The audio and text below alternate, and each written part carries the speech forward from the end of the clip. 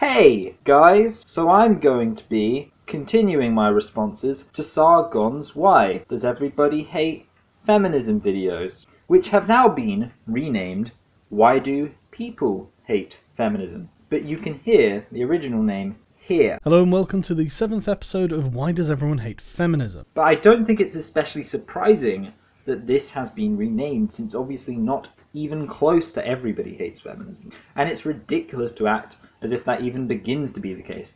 But today, we're going to be looking at Sargon's video on male feminists. Now this will sort of be the first part to a two-part thing I'm going to be doing on male feminists, but they'll be in two completely different series that I'm working on. This video will focus on the anti-feminist interest in male feminism, whereas the second video I'll do on the radical feminist series, where I talk about the feminists who have issues with the idea of male feminism. And of course these arguments are going to be very different, but as someone who considers myself a male feminist, I should address both of them. First of all, I should say right off the bat that none of this video, indeed none of the anti-feminist interest in male feminism at all, is really about arguments. No small amount of the argument is just appeal to motive, and arguably there's some ad hominem in there too. But I'm not one of those twats who just names fallacies and acts victorious. After all, I'm not an atheist, and I understand that you can insult someone without committing ad hominem. But even then, the amount of vitriol in this video is insane. In this episode, we will be discussing the male feminist, possibly the most pathetic thing to have ever crawled across God's green earth. Now, saying that is fine. You can call me pathetic and a cuck and a cunt and whatever else you like, but arguments should be about convincing people.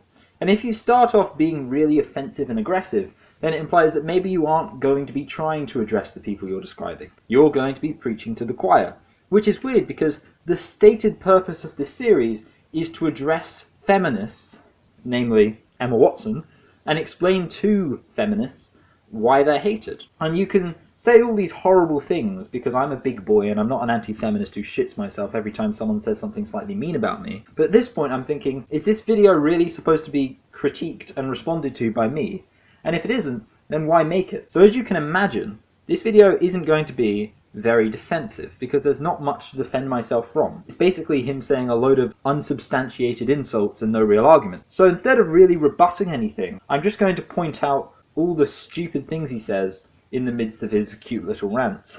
And just one more thing, the whole pathetic thing, obviously Joseph Gordon-Levitt and Terry Crews are the two feminists who come to mind who, is Sargon really going to call them pathetic? But even some of the people he features in this video are attractive guys with big YouTube followings, a lot of the time made up of girls. So you have Sargon, who makes edgy shitty videos where he complains about women, calling guys who are attractive and make videos for their adoring female fans pathetic and presumably betas.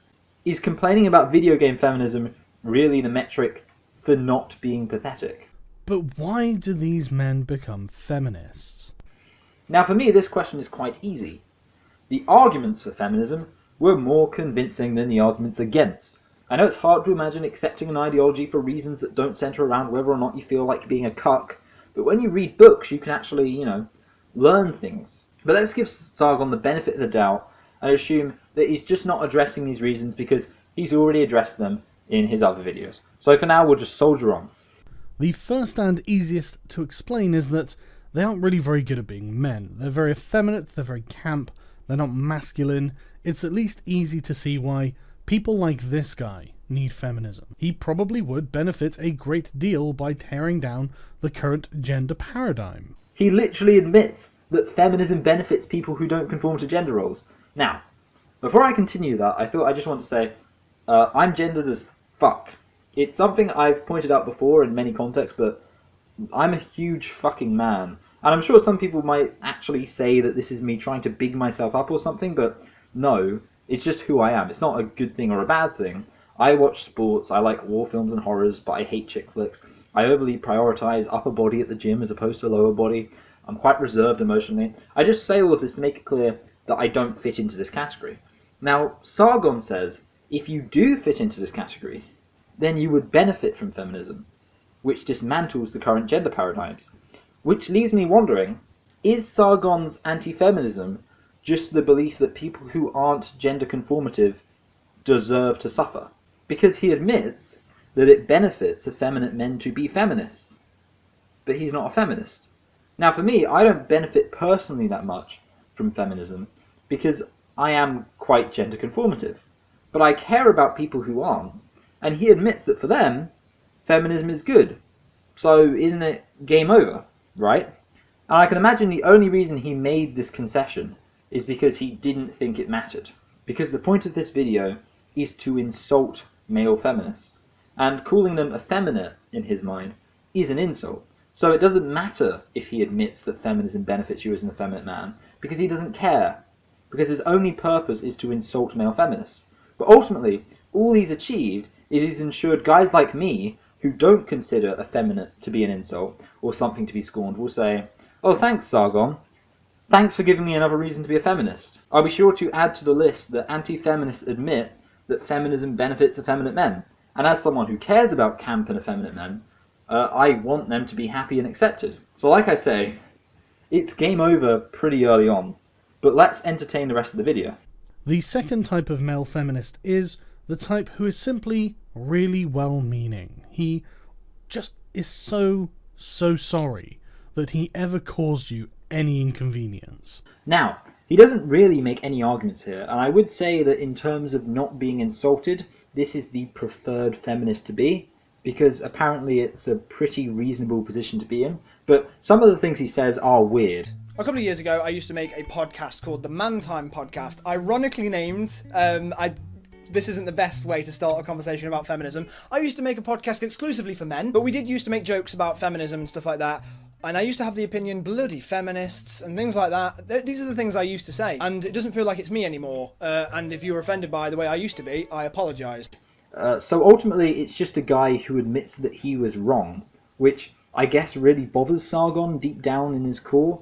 It's just a friendly guy who doesn't have anything wrong with him, and he's come to realise that it makes sense to be a feminist, which is really bad for Sargon, hence why he spends so little time discussing this. They are so sorry. They are just so sorry. They cannot apologise enough. I guess he's trying to attack them for being apologetic. I think maybe he's trying to convey that they're betas and basically nice guys or white knights. Now, I'm going to talk about white knights as a sort of postscript for this video, because it would be departing from this video a bit, but I'll post that in the description when it's up. But he makes this claim later on. But apparently there's something about an insecure, blubbering manlet who is constantly apologising to alleviate the raging shame of his own guilt just for a remote chance of getting his dick wet that really turns a woman off.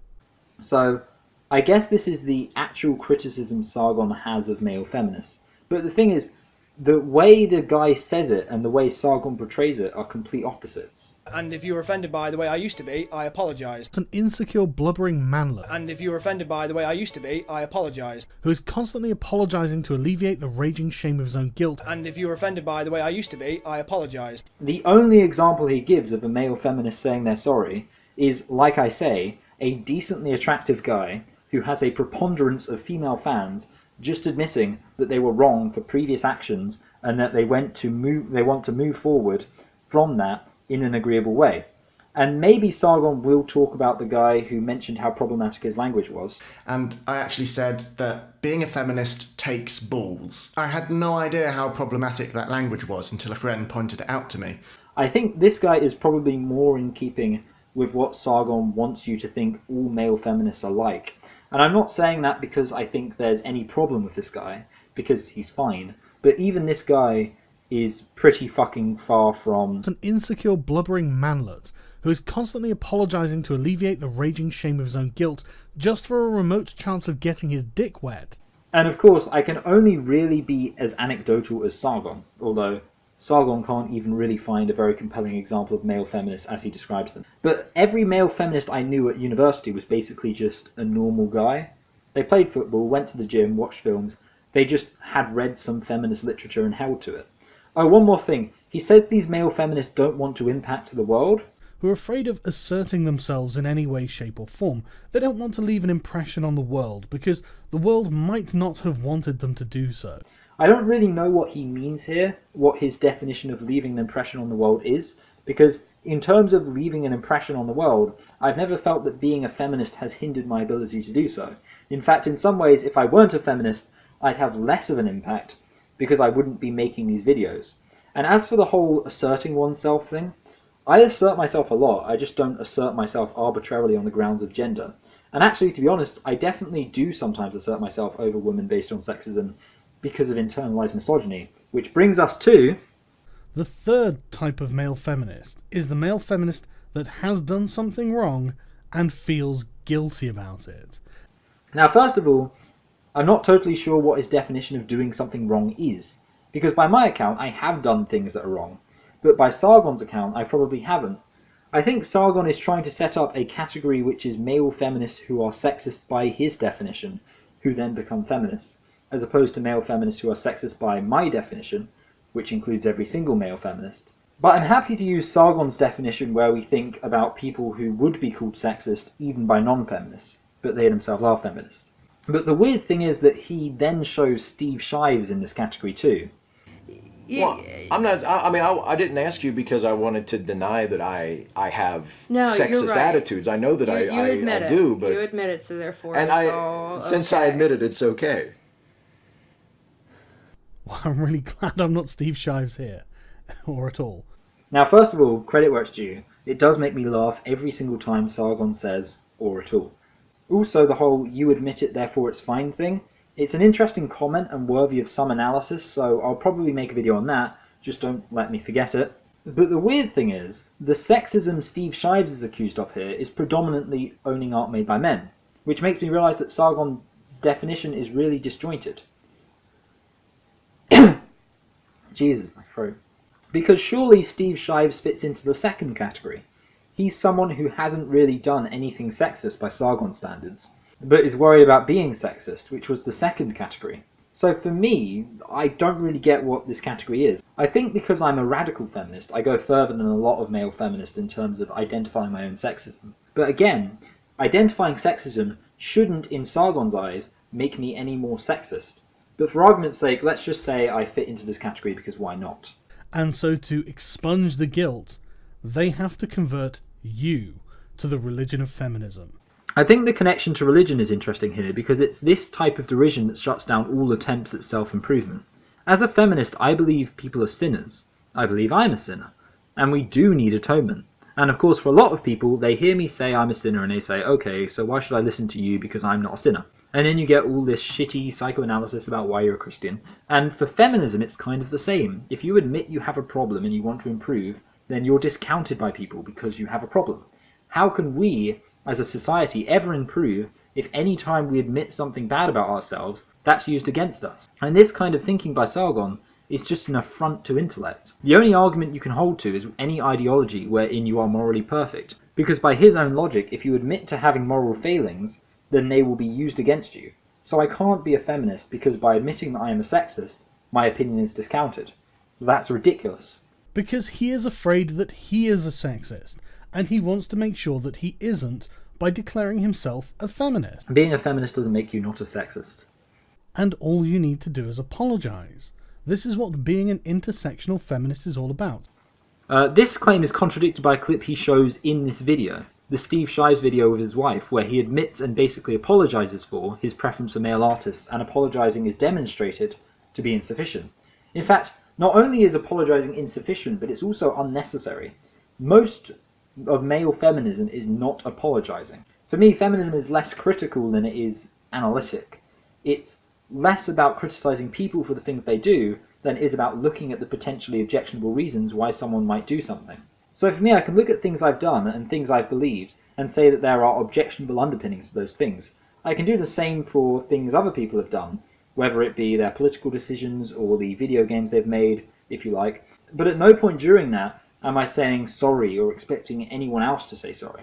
Now, there are certain things that people should apologise for, like PewDiePie's recent apology for saying the word nigger. So I'll harken back to the kink shaming video, because that's the most anti-male I've been on this channel, and I think the most self-critical I've been. And the claim I made therein was that a lot of my sexuality and a lot of what drives me sexually is misogyny. Now that's still true, which is why I say becoming a feminist doesn't get rid of your sexism. But also there's just no point me apologising for it. Firstly because it isn't strictly my fault, and secondly because it would be weird. Which seems to be what Sargon is getting at, but in typical Sargon fashion, he imagines a flaw in his opponent and then calls that flaw absurd, but fails to understand that maybe the very absurdity of the flaw is precisely why he should think twice about whether he's identifying accurately. Now, just to finish off this video, I'm just going to go through a few of the things he claims that I have quick and not so quick rebuttals to, but generally speaking I don't think these things are really worth rebutting to because I don't think they're actually arguments. Well, they're just trying to pray the sexism away. Now firstly, I guess I'm going to walk right into this trap and say that I sort of have done this. Just to go back to this point, I used to watch violent misogynistic pornography, and then I got saved and I prayed and I no longer watch pornography. And not only do I now have more fulfilling relationships with women and regard women better on the whole, but also I'm more productive now and generally happier now. And I'm sorry, I know I just have to plug being anti-porn because I do whenever I can. If you're watching this and you're a pornography addict, don't believe the hype, it's not a good thing. But more importantly, what a stupid argument. It comes back to basically Sargon is making fun of people for wanting to be better. So to flesh out the analogy, praying is presumably substituted for thinking about gender analytically and critically and the way it affects us. And then that makes men less sexist, I reckon. But Sargon has a problem with this and I don't really know what it is. However, there are male feminists who have committed real crimes against women, and these are the ones who are the most vitriolic in their hatred towards non-feminists. This is a legitimate point. Men who are sexist may be able to identify that their sexism is wrong and thus become feminists, because that's what feminism is, identifying that sexism is wrong. But then they might carry some sexism with them into the community. Also, it's worth noting that this guy was previously in trouble for sexual assault, so maybe he's actually better now, we can't really know. And this leads into a whole thing about whether or not men can be feminists according to female feminists. And like I say, I will talk about this, it's not really relevant for Sargon's purposes, but one thing that is brought up in the articles he quotes is skepticism about the legitimacy of men calling themselves feminists. And this is perfectly fine, the same way I'm skeptical about the legitimacy of a lot of people who call themselves Christians. But what it always comes down to is, you know what you believe. If a woman is skeptical about my feminism, then I don't really have a problem. It's genuinely their right to be skeptical. And if they take positive things from my content despite their reservations, then that's great. Because I have been told before that I can come across as a bit intense. And the flip side to that is that there's a sort of insincerity to a lot of how I present myself personally. And at this point, it's just universally a personality flaw of mine that people tend to doubt my ideological integrity. And this leads me into the next point, which is the whole problem about appealing to motive as an argument. Because it doesn't matter what any feminist motives are if their arguments are good. And obviously this video was made before the whole skeptical feminist murder controversy, which I didn't really know about the channel before the controversy, but I know Sargon has covered it. But all I'll say is, in terms of my channel, if it was revealed that I was abusive, then that wouldn't make my arguments incorrect. Stefan Molyneux has this thing about a fat dietitian, where he says that you shouldn't believe a dietitian who is fat, because if it works, they wouldn't be fat. And obviously there are plenty of issues with this, but I would make a more substantive analogy. A dietitian who becomes a dietitian because they struggle with binge eating, who is then caught eating a whole chocolate cake. And the analogy there would be a feminist who becomes a feminist because they struggle with sexism or aggression as a man, and then they're caught saying or doing something really sexist. And when you think about it that way, it's the most predictable fucking thing in the world that that would happen sometimes. And anyone can call themselves a feminist, so it doesn't make any sense to act as if the actions of an individual could really impugn feminism. Maybe you'd get close to that if their actions appear to be inspired by feminism, but most of these actions that we're attacking here are occurring in spite of feminism. And then obviously there's the whole mental health thing, which you can't attack a huge ideology for the actions of a few people when mental health issues are going to cause outliers. But just to reiterate, appeal to motive can't work, because whatever my motives were for reading huge amounts of feminist literature, and whatever my motives are now for arguing for feminism based on my academic grounding in that literature, they are still arguments being made that need to be addressed. Alright. Sargon does a whole load of stuff about sex. One of the things he brings up is male feminists who encourage free the nipple movement. Now, every feminist knows about this type of stuff, and it's clearly not really anything even to do with feminism. But the whole thing gets a bit old, and I'm trying to wrap this up, so I'll just end on the major point. But the ultimate destination for the relationships of a feminist man is to become cuckolded. I'm not sure what he means by ultimate here. If he means it in the temporal sense, meaning all male feminists will ultimately become cucks, then this is obviously not true, but this video is basically equal parts slanderous and farcical anyway, so I don't really know if he's not actually meaning to communicate that I'm guaranteed to become a cuck. More charitably, he's simply saying that ultimately the ideological end of male feminism is to become a cuck, and cuckoldry is male feminism in its purest, perfect form. Now, this is still pretty ridiculous to claim, but it isn't as objectively false. However, it's still silly enough to only warrant a passing mention. It's worth noting some feminists think monogamous heterosexual relationships are wrong, but there's no reason to think that's the true feminism. But I would just say that the whole thing doesn't really matter. A large part of being a cuck is a sexual fetish, obviously. But let's talk about the ideological driven free love movement. I don't like it, I don't identify with it, but it doesn't affect me.